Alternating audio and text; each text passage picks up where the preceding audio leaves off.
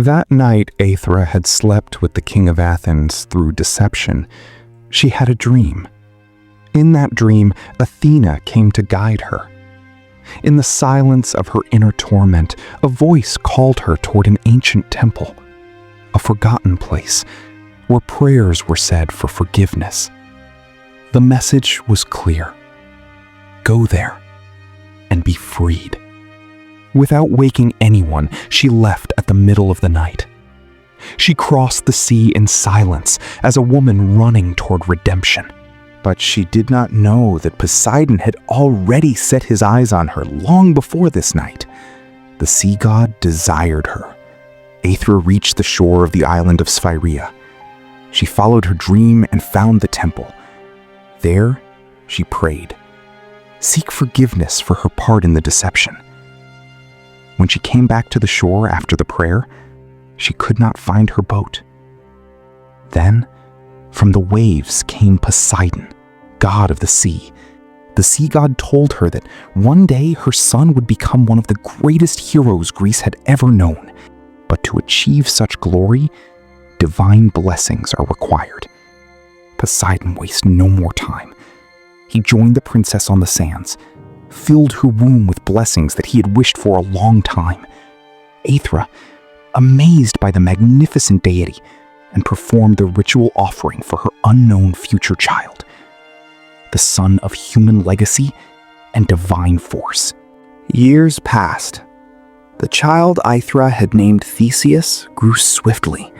He was strong, stronger than boys of his age. When running through the hills of Trozen, he could outrun boys several years older than himself. The boy has inherited the strength of King Aegeus. Or perhaps the strength comes from the sea god Poseidon. Whenever Theseus asked about his father, Aethra always changed the subject. You are still young. When the time comes, you will know everything, she often answered. Theseus noticed the sadness that occasionally appeared in Aethra's eyes when she looked at him. It was the sadness of a woman carrying a burden she could not yet share. One evening, Theseus found his mother sitting alone outside their home. That evening, she led Theseus beyond the town. Eventually, they reached a lonely stretch of road.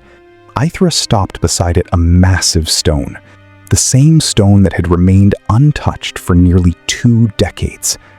Then she turned to her son. There is something I have hidden from you all your life. To know the truth, you have to prove yourself first. Aethra raised her hand and pointed toward the stone. Move the stone, Theseus.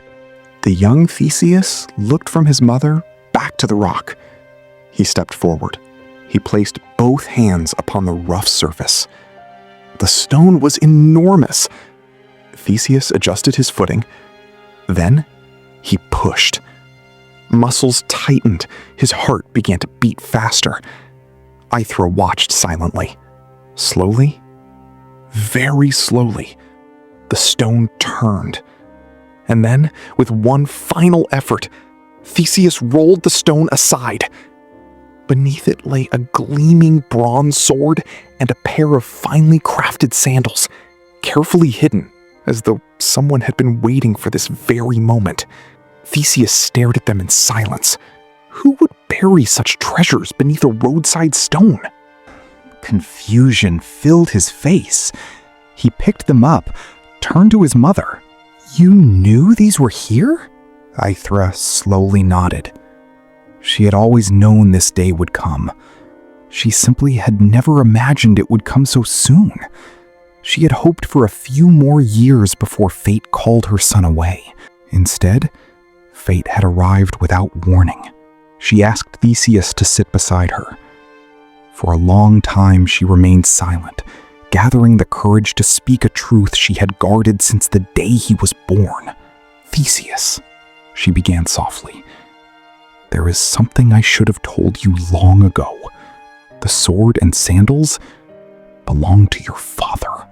Theseus lowered his eyes to the sword resting across his knees. It was no longer a forgotten weapon. It was his inheritance. And beyond the blue waters of the Saronic Gulf, A king waited unknowingly for the son he had never seen. The revelation changed everything. Even King Pythias smiled with quiet satisfaction.